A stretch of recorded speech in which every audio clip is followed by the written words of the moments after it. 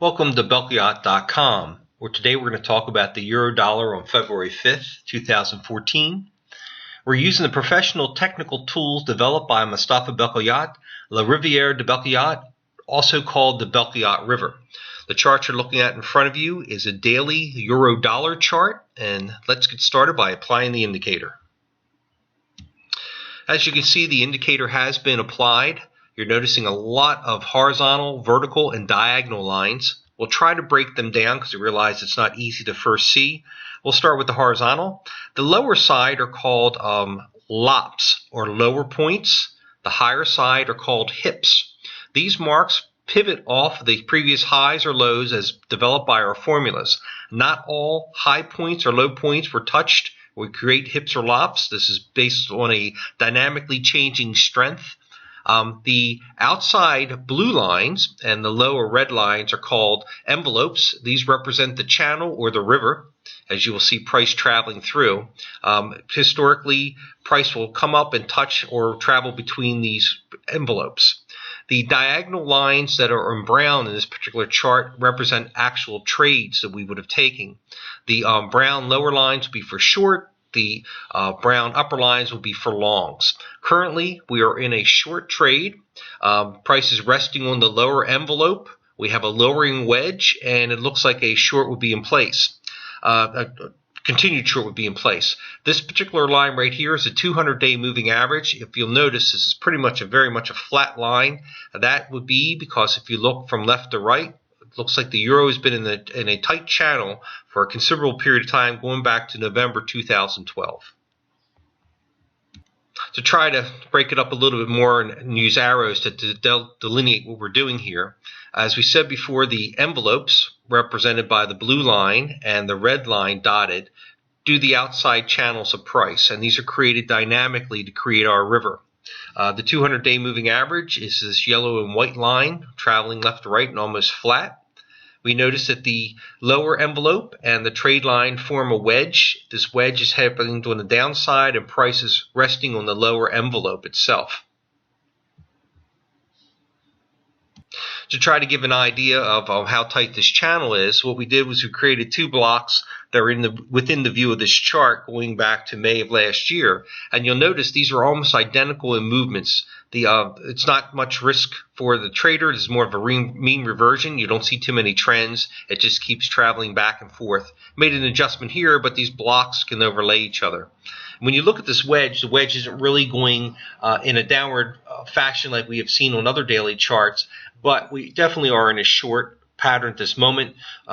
We could expect price potentially to break past this in the next week, but it doesn't mean it won't go back up to the side. It just looks very heavy at this moment. That is still going to continue in a short. As we continue, one of the tools that the Belkyacht River has is to support resistance hip-lop aging. We value the length of the bars in place, in this case the horizontal lines. In this case, the previous high point or the hip is only 26 bars old, where the low is 61 bars old. As we expand top and bottom, you'll notice that this one is 588, where this one is much lower at 105 or 216. This will show that price has actually been rising on the euro, but as we noticed before, it's pretty much in a tight channel, so it's not really a trending market or a highly rising market. So where do we see the euro traveling? What we normally do is start with the side that we believe is less likely to happen. In this case, we believe it's the resistance. The first mark where we consider where price could travel for any kind of resistance would be at the one spot 38925. Less likely to hit is the second mark at one spot 42466. We believe that this is not going to happen anytime soon. In fact, if price comes up and touches and breaks free here, we'll have another analyzation. We believe more likely is on the downside, where price is now resting on the lower outside envelope. We're going to completely ignore this 200-day moving average and say the price will stop on the one spot 32947, which is only 61 bars old. If price travels through there and we think it's more likely, it's going to go to the one spot 31039 or the second mark. And even if it came down and hit our third mark of one spot 275, we don't consider it to be anything urgent. As you can tell, the euro has pretty much been traveling in this for the past year and a half, and it would be considered pretty much normal.